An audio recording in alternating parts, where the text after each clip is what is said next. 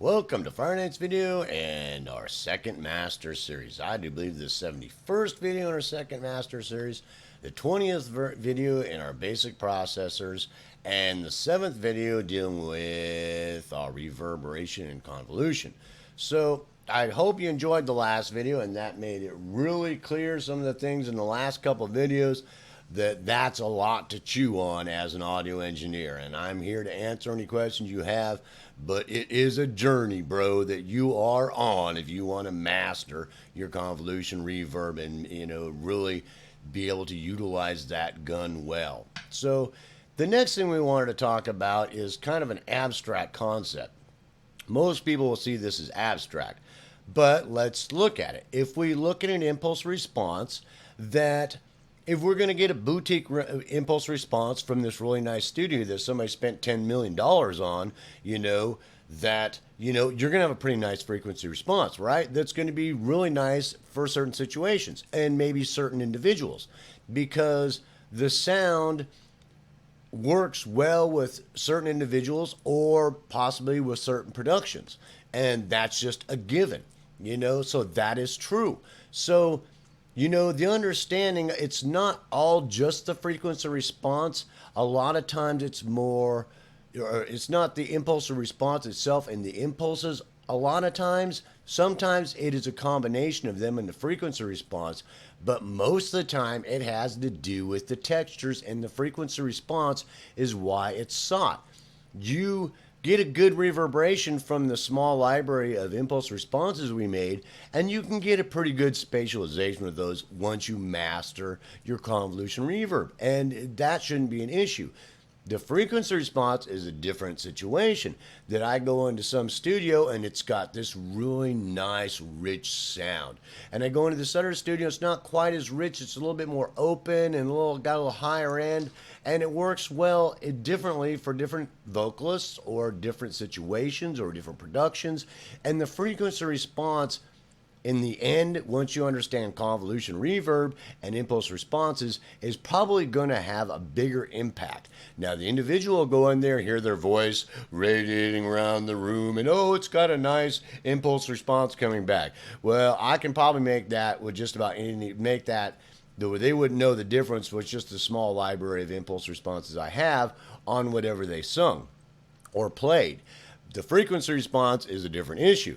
That has a lot to do with acoustics. So I don't want to stomp on nobody's shoes, but I've found the frequency response is more what they hear coming back. They hear the reverberation, but they hear this frequency response coming back that has been sound sculpted. Just like you sound sculpt a synthesizer sound, or, when you're processing vocals or whatever. So how do we emulate this with our impulse responses? So the first thing, let's say we've got an impulse response here that it's not flattened or anything, and if I put this on here and show it to you, that's basically what it looks like. Now if I throw an EQ on it and work at it, then I come out with something like this, and I've flattened out the frequency response for the most part. Now you have to remember, big thing to remember whenever you're flattening frequency responses like this, you might want to cut out some of the high end, bring that in a little bit, because it starts getting a really hissy sound that really can add a brittle texture to your production. So either cut there or boost a little bit in the low end, because it's been problematic. So keep that in mind. But what else can we do? Well, instead of doing that, I can take that off. There's a couple situations. First of all, I can take this and go, okay, I can sculpt it to where it sounds really good. I can sit with my monitors and my headphones, and I can really sit down with this impulse response. It'll sound like that kind of thing, like a shaker or something, but that doesn't mean you can't sculpt it to where it's going to have certain impulse responses coming back. So the first concept is to, once you get it like I had said it a moment ago, to where the frequency response was flattened and you cut a little bit out of the high end a little bit, so you kind of eradicate some brittleness, render it like that and then you can sound sculpt it after that. Then take that rendered file and you can sound sculpt it. So you can sit there, you know, loop it and sit there and listen to it. What sounds good? Different responses. You only got a small library to work with, but you can actually sculpt them and make boutique responses that sound really nice. The concept here is you really not worried so much about, you know, well, how's it going to sound on something? Worry about how it sounds by itself. It's got good low end. Does it got good high end? Just like you're EQing some kind of sound, you know, a vocal or a guitar or anything else, equalize it. You know, until, you know, do the same type of equalization process that we talked about when we were doing equalization on your impulse response until it sounds great. Okay? This is a whole nother concept. So, you know, if you take that concept, this is very advanced engineering with convolution reverb. If you take that concept, it's very simple, and run with it. Practice doing it, check it out, and then throw it on some things. You know, throw it on some production, some vocals, guitars, whatever you're doing, and check it out. You will see that it is a huge experimentation on your part and a huge advance with reverberation, because you can completely control the impulse responses to some point, but the more powerful concept is controlling the frequency response on the impulse response. So you can sculpt it until you're happy with it. Like, let's say you sculpted, you went through that whole equalization segment we just talked about and looked at those the equalization part on my first master series, and apply that to an impulse response and see what happens. You will be amazed at some of the cool things you can do. Now, I basically have taken the ones that I have and I've done that with to where they sound pretty good. I've sculpted them.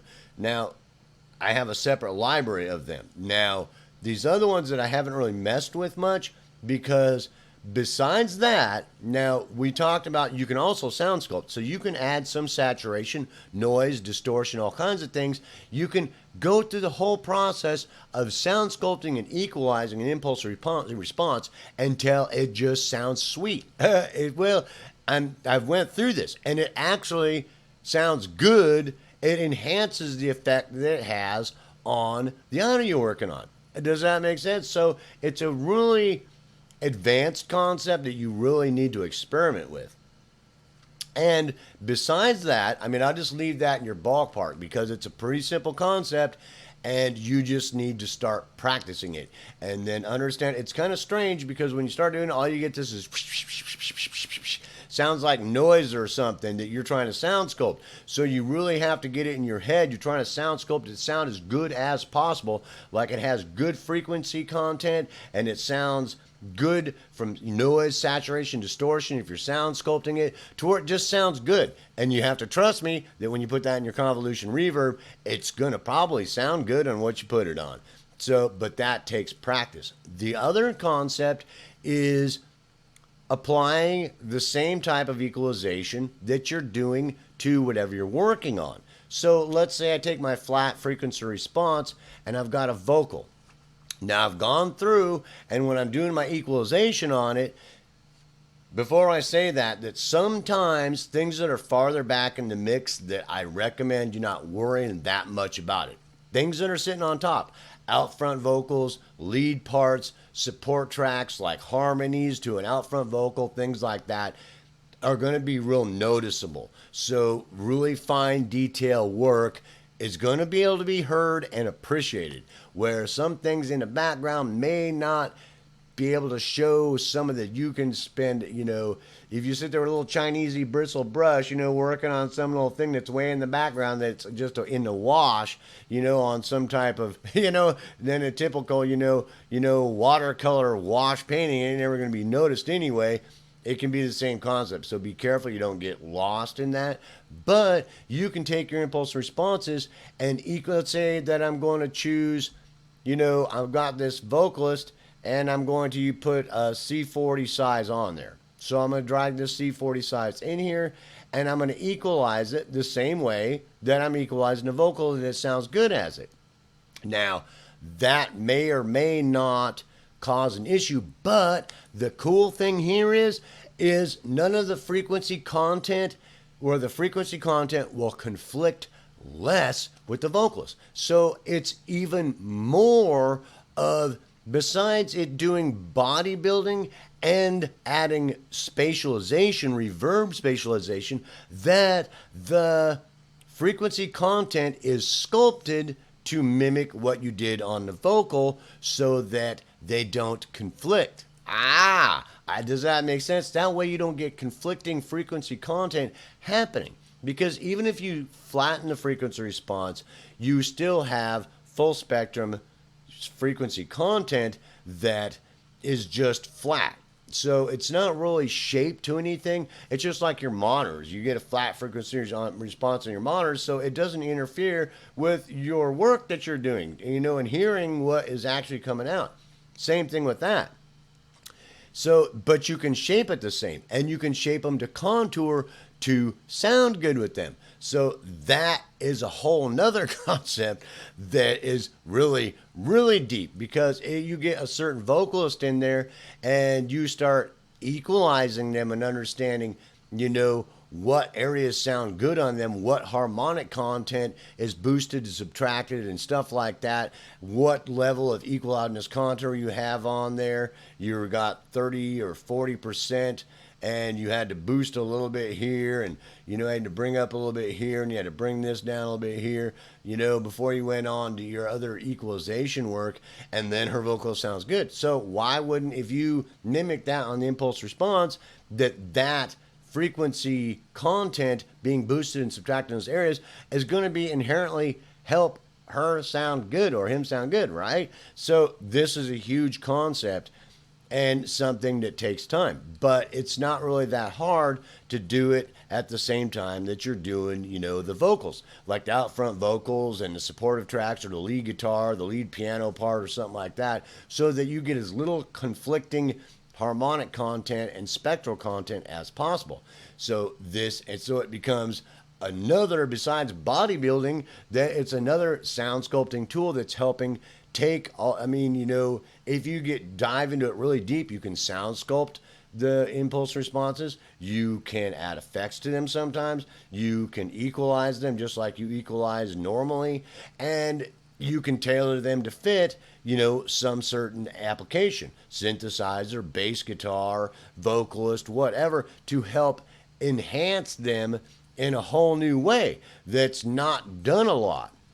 I've seen this taught never. I've never seen anybody teach this, but it's very applicable. It's obvious that it is, and it's true. So the concept, really simple, that I'm trying to get across is these two applications that of trying to visualize your impulse responses like that is going to help you see them in a whole different way.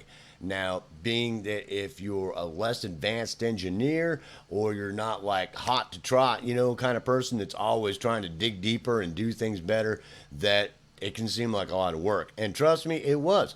I mess with it still, to this day, but it's another application if you want to master your convolution reverb, because you are trying to gain as much control of the environment and the sound as possible. So looking at the impulse responses this way and experimenting with that is helping you, give you even more control of the environment that you're dealing with. So it's a pretty simple concept, and I just expect you to think about that and practice with it.